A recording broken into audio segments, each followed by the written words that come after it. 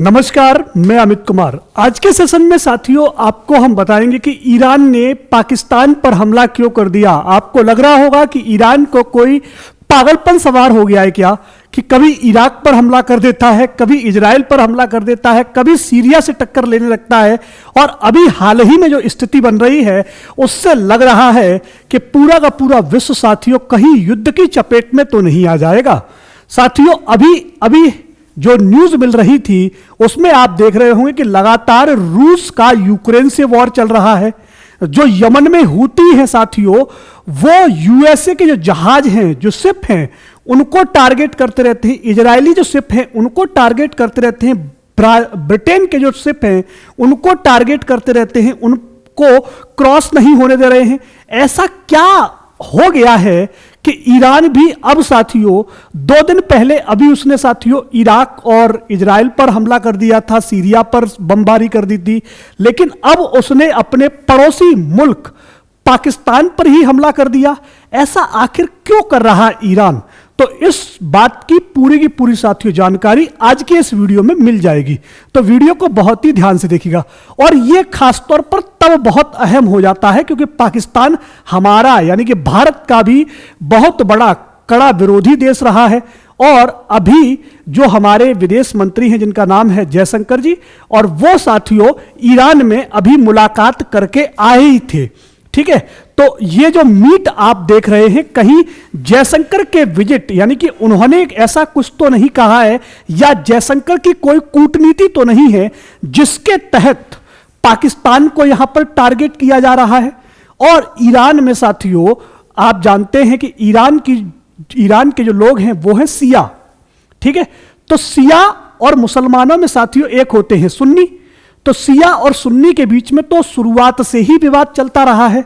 और यहां पर जो पाकिस्तान में साथियों जो लोग हैं जिन पर अटैक किया गया है वो सुन्नी हैं।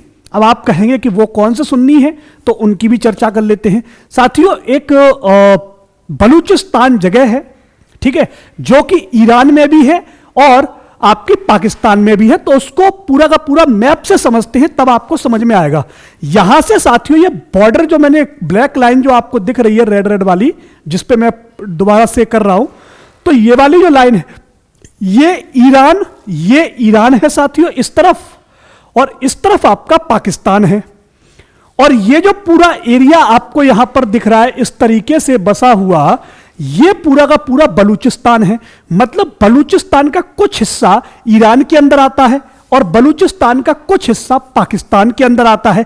और जो पाकिस्तान के अंदर आता है उसमें जो जहां पर अटैक किया है बलूचिस्तान में, वहां पर एक संगठन है जिसका नाम है जैश अल अदल। ठीक है, जिसकी उत्पत्ति की बात करें तो यह बनकर के तैयार हुआ था लगभग 2012 में। और 2012 से साथियों ये ईरानियन लोगों को टारगेट करता रहता है, क्योंकि हर कोई चाहता है कि मेरे संप्रदाय के लोगों को बढ़ावा मिल जाए, मेरा संप्रदाय थोड़ा सा बड़ा हो जाए। क्योंकि यहां पर साथियों सुन्नी लोगों का पूरा है एरिया, और इधर साथियों सिया लोग हैं। ठीक है, समझिएगा। तो यहां पर ये जो जंग है वो एक्चुअली पाकिस्तान और ईरान की नहीं है, ये सिया और सुन्नी को लेकर के है। ठीक है, और यहां पे आपका कौन सा संगठन तैयार हो गया है? जैश अल अदल। तो ये जो संगठन है ये आतंकी संगठन ईरान के द्वारा घोषित किया गया है। जब ये ईरान के द्वारा इसे आतंकी संगठन घोषित किया गया, और इसकी एक्टिविटी भी कैसी है, थोड़ी सी वही आतंकवादियों की जैसी एक्टिविटी होती है वैसी ही एक्टिविटी है। और ये जो जैश अल अदल है ये साथियों इजराइल में जो गाजा पट्टी वाला इलाका है ना, वहां पर ये कुछ बड़ा करने की फिराक में थे, हमास के विरोध में जाने वाले थे। वहां पे जो फिलिस्तीनी हैं उनका ये हो सकता है कि साथ देते। यहां पर ये प्रॉब्लम जो क्रिएट हो रही थी, साथ देते कि विरोध करते, वो समस्या से बचने के लिए ईरान ने यहां पर क्या कर दिया, अटैक कर दिया। 2023 में ही ऐसी एक घटना हुई थी। एक घटना है यहां पर आप देखेंगे जिसमें साफ साफ लिखा हुआ है दिसंबर 2023 में जो पुलिस थाने के साथियों, आप जानते हो कि जो पुलिस वाले होते हैं उनको इस आतंकवादी संगठन के द्वारा, जैश अल अदल के द्वारा उन्हें मौत के घाट उतार दिया गया, जो कि साथियों बलूचिस्तान में पाकिस्तानी बॉर्डर के बिल्कुल निकट लगते थे। यहां पर कितने पुलिस वाले मारे गए? तो 11 ईरानियन पुलिस ऑफिसर्स मारे गए आतंकवादी इस हमले में।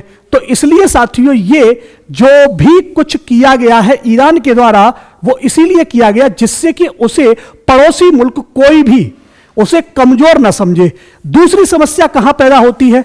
एक तरफ साथियों ईरान कहता है कि मेरा वर्चस्व बढ़ना चाहिए, तो ये दोस्तों किस पर रिसर्च कर रहा है? ये एटॉमिक के अंदर साथियों ये उसका टेस्टिंग कर रहा है, उस पर रिसर्च कर रहा है, लेकिन यूएसए यहां पर इसको लगातार मना करता रहता है, उस पर नजर बनाए हुए है। जैसे ही ये साथियों ईरान जो है एटॉमिक के लिए अपना आगे बढ़ता है, जो इजराइल है साथियों इस पर बमबारी कर देता है, उसे पता चलता है वो फिर से बमबारी कर देता है। मतलब इनके साथियों ईरान पे ये एटॉमिक पावर आने देना नहीं चाहते, इसलिए ये इन पर बमबारी कर देते हैं। और दूसरी चीज क्या है? यहां पर है आपका सऊदी अरेबिया। जो सऊदी अरेबिया है साथियों, वहां पे जो मक्का मदीना है, ठीक है, मक्का मदीना है, और सऊदी अरब ये भी कहता है कि हम यहां पर बहुत पावरफुल हैं और हम ही पावर में रहना चाहते हैं। तो वो क्या कर रहा है? इजराइल में इनको ईरानियन लोगों को बढ़ने नहीं दे रहा। जब वो बढ़ने नहीं दे रहा है, ये कह रहा है कि हम बहुत ज्यादा हैं, तो इसलिए साथियों ईरान क्या कर रहा है? अपने आप को कमजोर न करते हुए, अपने आप को पूरे विश्व में मजबूत दिखाने के लिए वो कभी पाकिस्तान पर हमला कर देता है, कभी सीरिया पर बमबारी कर देता है, कभी साथियों इराक पर कर देता है, कभी इजराइल के खिलाफ हो जाता है। तो ये क्या चल रहा है? वो पूरी तरह से डिप्लोमेट हो रखा है और कह रहा है कि हम किसी से डरेंगे नहीं और किसी से हम कमजोर नहीं पड़ेंगे। ये कमजोर क्यों नहीं पड़ रहा है? इसके बहुत सारे रीजन भी हैं। क्योंकि साथियों ईरान जो है एक ऐसी जगह पर है जो समुद्री जो इलाका होता है उसको पूरी तरह से अपने अंडर में कर सकता है, और इसके पास इतनी पावर भी है। क्योंकि यमन जो है, यमन में इनके हूतीस का हमला चल रहा है। अमेरिका ने साथियों यमन पर हमला किया था, बमबारी की थी, तो शायद ये उसका भी जवाब हो सकता है। क्योंकि पाकिस्तान यूएसए का एक कह सकते हैं पिट्ठू देश है। मतलब पाकिस्तान कभी कभी हेल्प के लिए अमेरिका से मदद मांगता रहता है। तो इनडायरेक्ट वे में अगर देखा जाए तो धीरे धीरे इसकी चपेट में, ईरान की चपेट में बाकी देश भी आ रहे हैं। जो पाकिस्तान के सपोर्ट में होते हैं वो देश भी आ रहे हैं, जो ब्रिटेन के सपोर्ट में होते हैं वो देश भी आ रहे हैं। साथ ही साथ चाइना क्या कर रहा है? चाइना कह रहा है कि हमें एक ऐसी प्रेस कॉन्फ्रेंस बुलानी पड़ेगी सबके लिए जिसमें शांति के ऊपर वार्ता हो सके। ठीक है, मतलब यहां पर चाइना कह रहा है, चाइना यहां पर अगुवाई करने की तैयारी कर रहा है। आप समझिएगा, जब चाइना अगुवाई करेगा किसी भी चीज की तो अमेरिका पीछे नहीं हटेगा। तो यहां पर चाइना कह रहा है कि हम अपनी तरफ से एक पीस सम्मेलन बुलाएंगे, शांति सम्मेलन बुलाएंगे, जिसमें कोशिश करेंगे कि हम सीज फायर को रोक सके। किसको? सीज फायर को रोक सके। लेकिन क्या ऐसा कर पाना संभव होगा? क्या अमेरिका उस बात पर एग्री करेगा?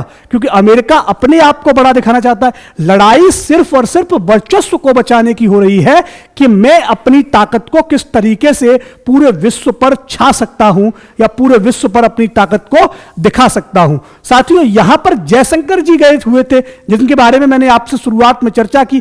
तो इन्होंने जो एग्रीमेंट किया हुआ है उस पर भी जरा गौर फरमाइए। यह क्या है? यह है चाबहार पोर्ट। कौन सा? Chabahar port. और यह मैप में आप देखिएगा, जो चाबहार पोर्ट है वो लगभग यहां पे है, जो कि बिल्कुल बिल्कुल पाकिस्तान के बलूचिस्तान के बॉर्डर पर ही लगता हुआ है। तो इसलिए शायद जहां पर जो जैश अल अदल था, कहीं ये यहां पर कोई आतंकी घटना ना कर दे आगे, इसलिए उनको सबक सिखाने के लिए ईरान ने पहले से ही बमबारी कर दी। और इनके जो दो मुख्य ठिकाने थे जहां पर ट्रेनिंग कैंप चलते थे, उनको साथियों भारी नुकसान पहुंचाया है। यहां पर पूरी की पूरी पाकिस्तानी जो सेना है वो बौखला गई है। बौखला क्यों गई है? क्योंकि इनके जो दो सिविलियन लोग थे वो उनकी भी साथियों उसमें मौत हो गई है। साथ ही साथ पाकिस्तान का जो माहौल है वो पहले से ही बहुत खराब चल रहा है। क्यों खराब चल रहा है साथियों, उसके बारे में चर्चा भी कर लेते हैं। जब खराब चल रहा है तो उसके बारे में भी हमें पता होना चाहिए। क्योंकि पाकिस्तान में साथियों जो इमरान खान हैं, जो बल्लेबाज हैं, वो एक राष्ट्रपति प्रधानमंत्री के तौर पर वहां पर चुने जा रहे थे, ठीक है, और उनकी लोकप्रियता भी ज्यादा है। लेकिन अभी फिलहाल में उनको जेल में डाल दिया गया है। उनके द्वारा जो पार्टी बनाई गई उसका जो सिंबल था बल्ला, उसको भी साथियों चुनाव, वहां के चुनाव आयोग ने उसको भी रद्द ही कर दिया है। लगभग रद्द है, एक आध फॉर्मेलिटीज बची हुई है वो वहां पर हो गई है। ऐसा क्यों हो रहा है? क्योंकि वो जो पूरा का पूरा पाकिस्तान है वो वहां की आर्मी के कंट्रोल में चलता है।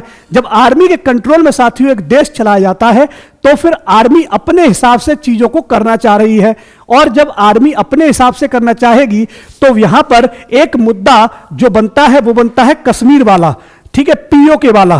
तो जो इमरान खान है वो इन सब के बारे में बात करते रहते हैं, खुलेआम बात करते हैं, मतलब लोगों के हित की बात करते हैं।